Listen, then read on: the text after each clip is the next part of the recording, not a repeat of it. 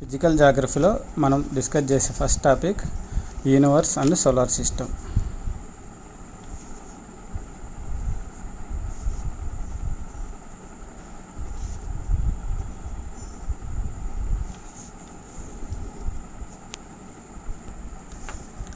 అసలు యూనివర్స్ అంటే ఏంది? What is universe? యూనివర్స్ అంటే ఏంటి? ఇప్పుడు మనం ఆకాశంలోకి చూస్తే మనకు చాలా స్టార్స్ కనిపిస్తాయి, కొన్ని ప్లానెట్స్ కనిపిస్తాయి, ఇంకా ఆస్ట్రాయిడ్స్, కామెట్స్ అలాంటివి కూడా కొన్ని కనిపిస్తాయి. వాటితో పాటు modern instrument like Hubble telescope, కొన్ని శాటిలైట్స్, కొత్త టెక్నాలజీతో ఇంకొన్ని సెలిస్ట్రియల్ బాడీస్ అంటే ఖగోళ వస్తువులు లైక్ కొన్ని స్టార్స్, గ్యాలక్సీస్ అలాంటివి కూడా ఈ రీసెంట్ టైంలో చూడగలుగుతున్నారు. కానీ ఈ చూసే ఈ సెలెస్ట్రియల్ బాడీసు, స్పేసు చాలా తక్కువ, చూడండి ఇంకా చాలా ఎక్కువ ఉంటుంది. అలా మనం చూడగలిగింది ప్లస్ చూడలేనిది అంతా కలిపితే దాన్నే యూనివర్స్ అంటారు. అంటే సింపుల్ డెఫినేషన్ ఏంటంటే the totality of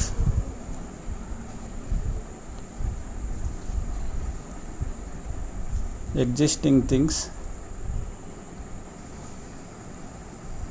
are matter and space. అంటే ఇక్కడ ఎగ్జిస్టింగ్ మ్యాటర్ అంటే ఆల్ సెలెస్ట్రియల్ బాడీస్,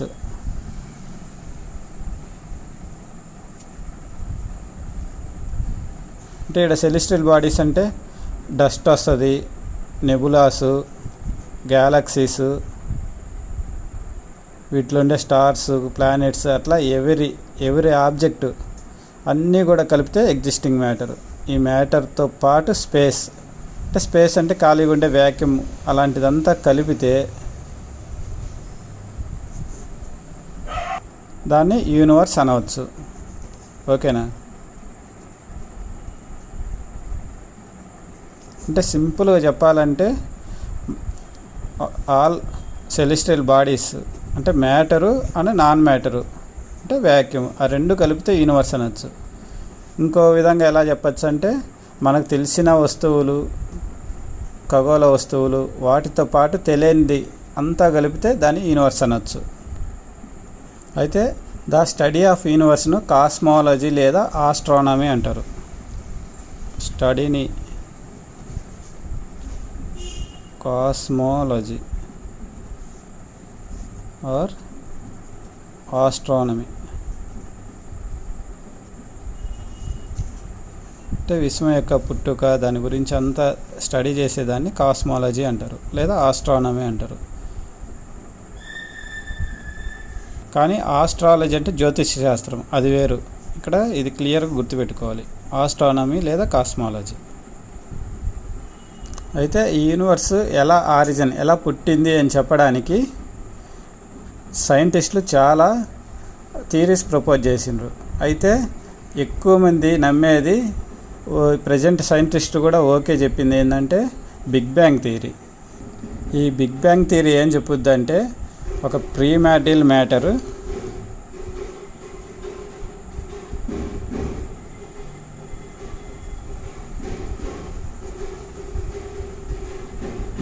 నుండి నెబులాసు, గ్యాలక్సీసు, డస్ట్ అండ్ వ్యాక్యూమ్స్, అలా అన్ని రకాల బాడీస్ అన్నీ ఫామ్ అయినాయి.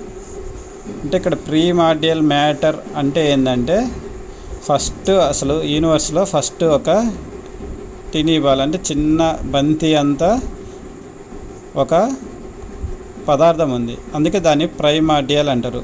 ప్రైమార్డియల్ అంటే అత్యంత ప్రాచీనమైన ఒక చిన్న మ్యాటర్, అంటే ఒక పదార్థము, అంటే ఒక చిన్న బాల్ సైజ్ అంత పదార్థం ఉండేది.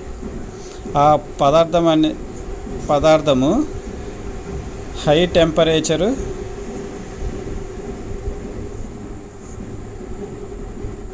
హై డెన్సిటీతో ఉండేది. ఈ హై టెంపరేచర్, హై డెన్సిటీ వల్ల ఒక ఎక్స్ప్లోజివ్ లాగా జరిగింది. ఈ ఎక్స్ప్లోజివ్ వల్ల మనం అనుకున్న ఈ నెబులాస్, గ్యాలక్సీస్, డస్ట్, వ్యాక్యూమ్ ఇవన్నీ ఏర్పడినాయి. ఓకేనా? అంటే ఒక చిన్న బంతి నుండి ఇప్పుడు ప్రజెంట్ అనుకున్న యూనివర్స్ ఏర్పడింది. అయితే ఈ చిన్న బంతి నుంచి ఎలా ఈ యూనివర్స్ అంటే మొత్తం విశ్వము, సన్ను, గ్యాలక్సీలు, స్టార్స్, ప్లానెట్స్ ఎలా ఏర్పడింది చాలామందికి డౌట్ రావచ్చు. కానీ ఇది ప్రూవ్ అయింది. కాబట్టి ఈ బిగ్ బ్యాంగ్ థియరీని ప్రజెంట్ సైంటిస్టులు అందరూ ఏకీభవిస్తున్నారు. అయితే దీన్ని ప్రపోజ్ చేసింది ఎవరంటే ఫస్ట్ చాలామంది వేరు థియరీస్ ప్రపోజ్ చేసినప్పటికీ ఈ బిగ్ బ్యాంగ్ థియరీ బాగా విస్తృతపరిచింది ఎవరంటే జార్జ్ లామెట్రీ.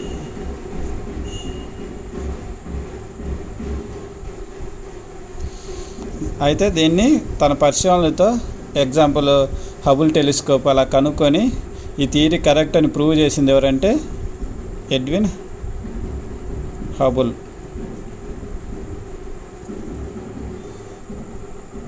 వీరి ప్రకారం ఏంటంటే ఈ బిగ్ బ్యాంగ్ థియరీ అనేది అంటే ఈ బిగ్ బ్యాంగ్ ఎందుకన్నామంటే ఈ చిన్న బంతి అనేది ఎక్స్ప్లోజ్ జరిగి ఇప్పుడు ఉండే మ్యాటర్ అంతా ఏర్పడింది. అందుకే దాన్ని బిగ్ బ్యాంగ్ అంటారు. ఈ బిగ్ బ్యాంగ్ అంటే ఫస్ట్ ఒక ఆటం నుంచి వచ్చింది కదా, అందుకే దాన్ని సింగులారిటీ అంటారు. లేకుంటే ఫస్ట్ పదార్థం అదే కాబట్టి దాన్ని ప్రీమార్డియల్ మ్యాటర్ అంటారు.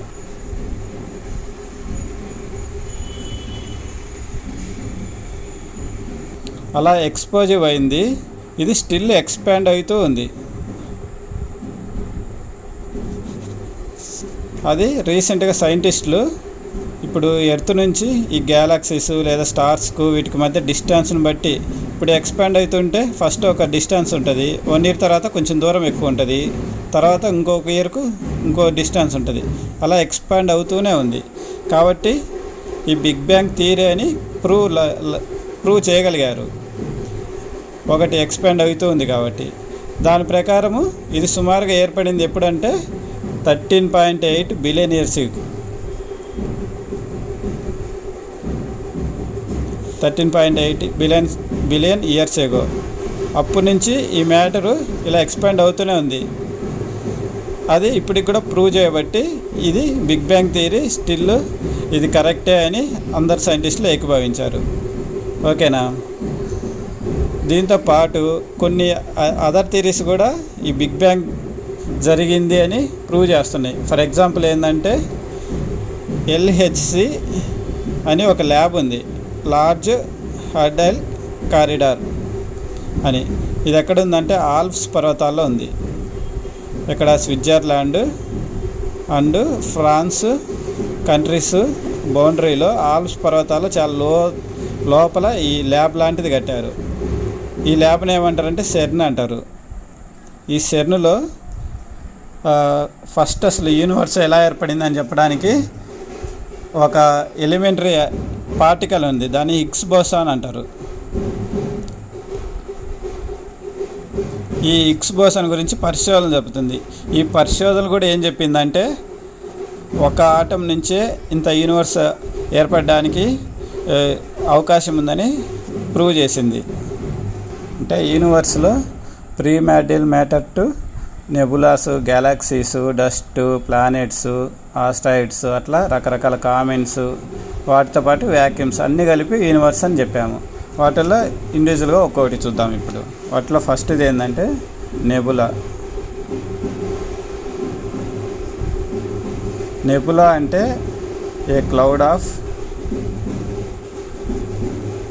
Gas and dust in outer space.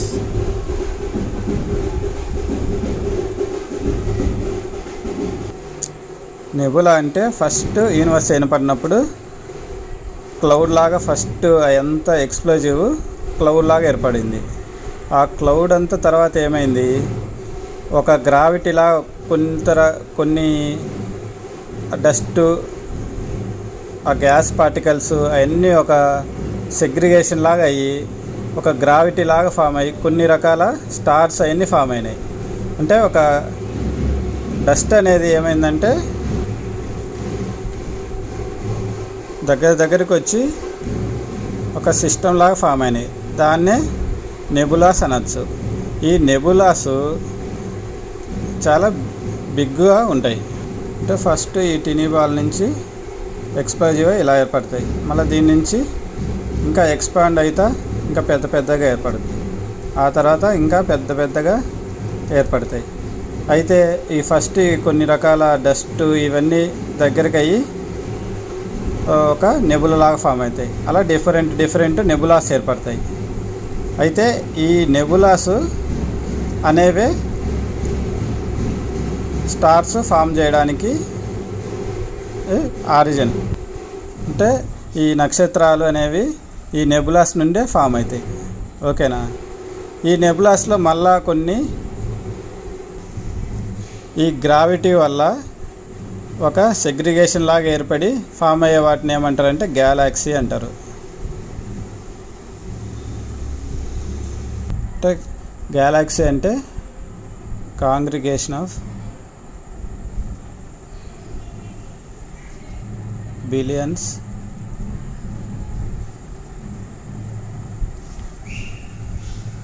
Stars, gas and dust. అంటే ఫస్ట్ యూనివర్స్ నుంచి ఈ నెబులాస్ ఫామ్ అవుతాయి.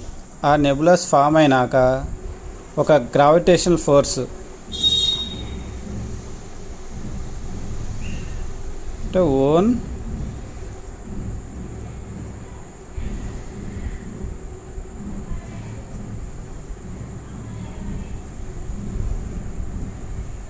ఫోర్స్ వల్ల ఈ గ్యాలాక్సీస్ ఫామ్ అవుతాయి.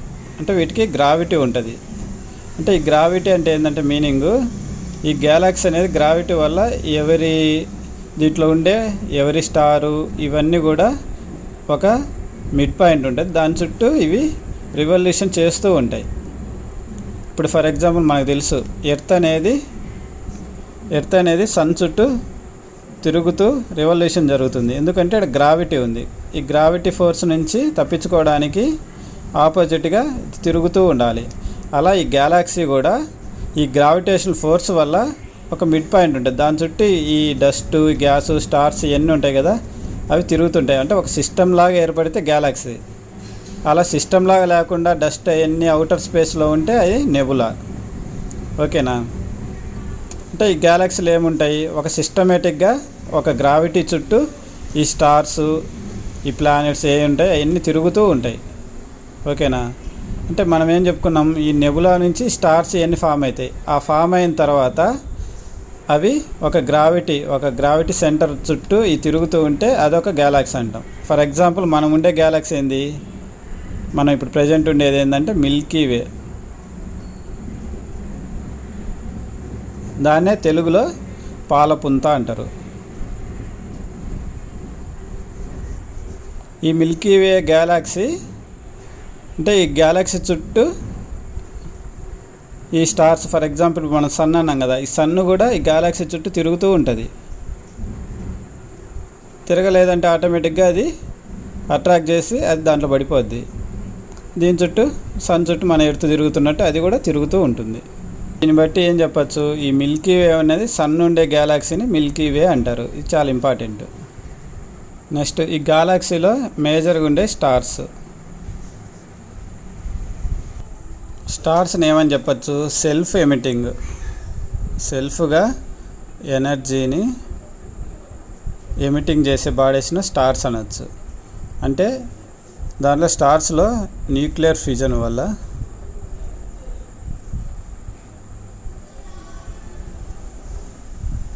ఎనర్జీ అనేది ఎప్పుడూ ఎమిట్ చేస్తూ ఉంటుంది, అంటే విడుదల చేస్తుంటుంది. ఫర్ ఎగ్జాంపుల్ మన సన్ ఉంది, మన ఎర్త్కు వచ్చే సోలార్ రేడియేషన్ అంతా కూడా సన్ అనేది, అంటే సన్ ఒక స్టార్ కాబట్టి సెల్ఫ్గా ఆ ఎమిట్ చేసే ఎనర్జీని వాడుకుంటుంది. దీనికి రీజన్ ఏంటంటే న్యూక్లియర్ ఫ్యూజన్ అంటే అక్కడ సన్లో స్టార్స్లో ఏముంటుంది, హైడ్రోజన్ ఉంటుంది. హైడ్రోజన్ అనేది ఫ్యూజన్ అంటే కలవడం, హైడ్రోజన్ ప్లస్ హైడ్రోజన్ వల్ల ఈ ఎనర్జీ అనేది ఎమిట్ అవుతూ ఉంటుంది. ఈ ఎనర్జీని మనం వాడుకుంటాం. ఈ ఎర్త్కి యొక్క ఎనర్జీకి సోర్స్ ఏంటంటే ఈ సన్ అనమాట. ఈ సన్నులో జరిగే న్యూక్లియర్ ఫ్యూజన్ అనేది రీజన్. దీని నుంచి ఎమిట్ అయ్యేది ఏంటంటే ఎలక్ట్రోమాగ్నెటిక్ రేడియేషన్. ఈ రేడియేషన్కి రీజన్ ఏంటంటే దాంట్లో ఉండే హైడ్రోజన్ అనేది ఎనర్జీ ఎమిట్ చేస్తూ ఉంటుంది. ఈ హైడ్రోజన్ కలిపినప్పుడు హీలియం ఏర్పడుతుంది. అలా మన సన్లో అయితే హైడ్రోజను, హీలియము మేజర్గా ఉంటాయి. దాంతోపాటు అదర్ ఐటమ్స్ లైక్ అంటే ఎర్త్లో ఉండే ప్రతి ఒక్కటి కూడా సన్లో ఉంటుంది. అయితే ఇవే ఎక్కువ మేజర్ కాన్స్టిట్యూయెంట్స్. దాంతోపాటు ఐరను, సిలికాను, ఆక్సిజను, అలా అదర్ మినరల్స్ కూడా ఉంటాయి. ఇంకా ఈ స్టార్స్ గురించి కొన్ని ఫ్యాక్ట్లు చూస్తే మనకు నియరెస్ట్ స్టార్ ఏంటంటే ఎర్త్కు నియరెస్ట్ స్టార్ ఏంటంటే సన్ తర్వాత సెకండ్ నియరెస్ట్ ఏంటంటే ఆల్ఫా సెంచరీ.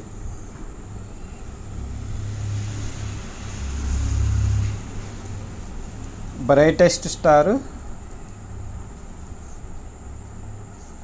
సిరియస్. అదే బిగ్గెస్ట్ స్టార్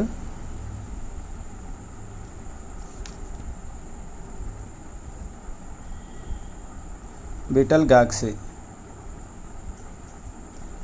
ఇది నేకెడ్ ఐతో అంటే ఒట్టిగా మనము ఎలాంటి ఇన్స్ట్రుమెంట్ లేకుండా టెలిస్కోప్ అలాంటివి డైరెక్ట్గా చూసినా కూడా కనిపిస్తుంది, అంత బిగ్ స్టార్ అనమాట బీటల్జాక్సీ.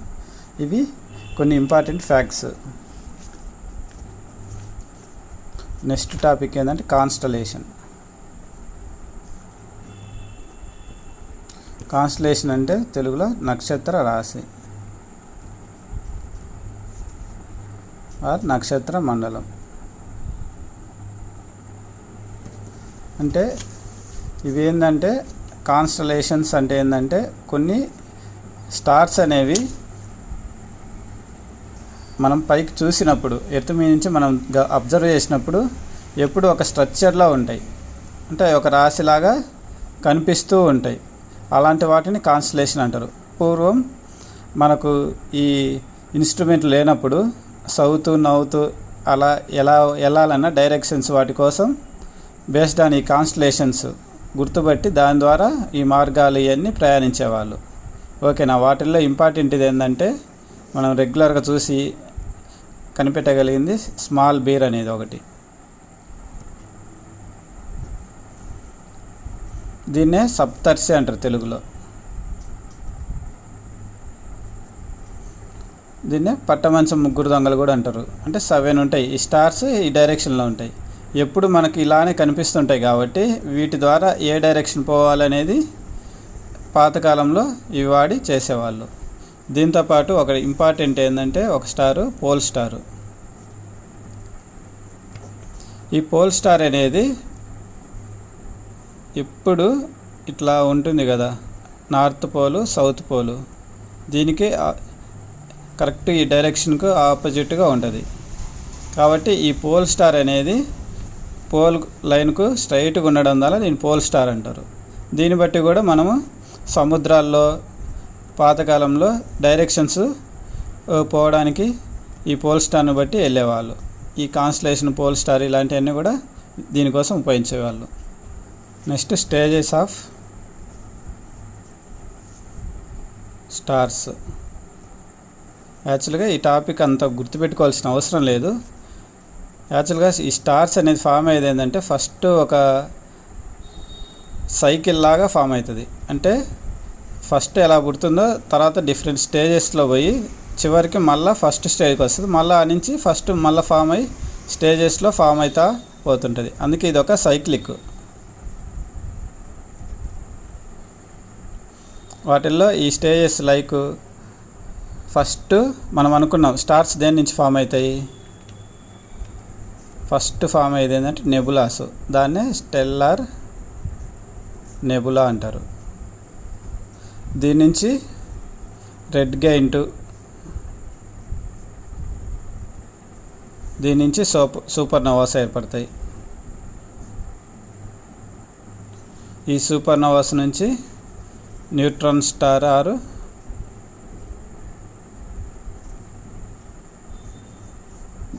బ్లాక్ హోల్ ఏర్పడుతుంది. ఈ బ్లాక్ హోల్ నుంచి వైట్ డ్రాఫ్ట్ ఏర్పడుతుంది.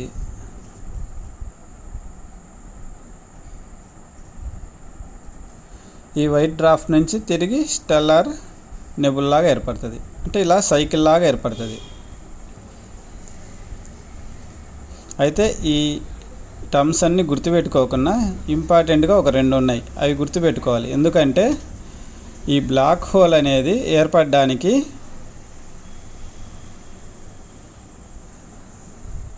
స్టార్స్కు ఎలాంటి పరిస్థితుల్లో ఏర్పడుద్ది, ఎప్పుడు ఏర్పడుతుందని మన ఇండియన్ సైంటిస్టు చంద్రశేఖర్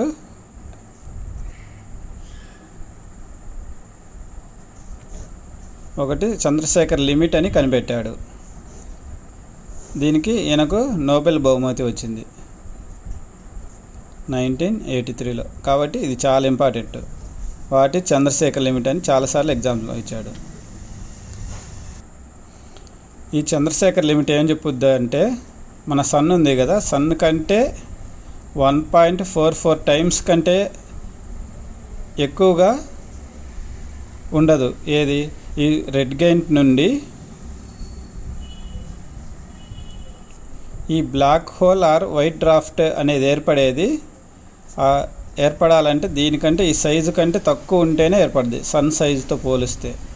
దాన్నే చంద్రశేఖర్ లిమిట్ అంటారు.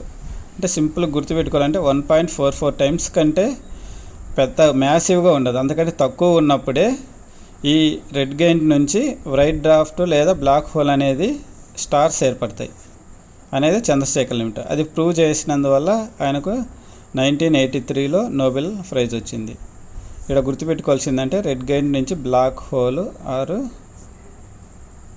వైట్ డ్రాఫ్ట్ ఏర్పడడానికి ఏ కండిషను అంటే ఇంత సైజు కంటే ఎక్కువ ఉండదు అనేది ఆ లిమిట్ని కనుగొన్నాడు. కాబట్టి అది చంద్రశేఖర్ లిమిట్ అని అంటారు. ఓకేనా? దాంతోపాటు ప్రజెంట్ సన్ ఏ స్టేజ్లో ఉంది? రెడ్ గెయింట్ అంటే రెడ్ గెయింట్ స్టేజ్లో ఉంది ప్రజెంట్ సన్. ఈ స్టేజ్ అంటే స్టెల్లార్ నెబులా నుండి రెడ్ గెయింట్ ఏర్పడింది. దాని తర్వాత ఇలా సూపర్నోవా, న్యూట్రల్ స్టారు ఆ నుంచి లేదా బ్లాక్ హోల్, అక్కడి నుంచి వైట్ డ్రాఫ్ట్ ఎలా ఆడి మళ్ళీ సైక్లిక్ వస్తుంది. వన్స్ ఈ సన్ అనేది బ్లాక్ హోల్ లాగా ఏర్పడిందంటే దాని చుట్టుపక్కల ఉన్న గ్రహాలను అంటే ప్లానెట్స్ను, డస్ట్ను అంతా అంటే చాలా స్ట్రెంత్ పెరిగి అన్నిటిని, ఈవెన్ లైట్ను కూడా అన్నిటినీ ఆకర్షిస్తుంది. కాబట్టి అప్పుడు మన ఎర్త్ కూడా ఆటోమేటిక్గా దీంట్లో పడిపోతుంది. కాబట్టి మనము శాశ్వతమేం కాదు. ఓకేనా? ఎందుకంటే ఈ స్టార్ స్టేజెస్ వల్ల ఇవి ఫామ్ అవుతూ ఉంటే మళ్ళీ సైక్లిక్గా ఏర్పడుతుంటాయి. ఓకేనా? ఇలా ఇప్పుడు ప్రజెంట్ ఉన్న సిచ్యువేషన్ నుంచి బ్లాక్ హోల్ ఏర్పడడానికి సుమారుగా 7 బిలియన్ ఇయర్స్ ఉందంట. ఓకేనా?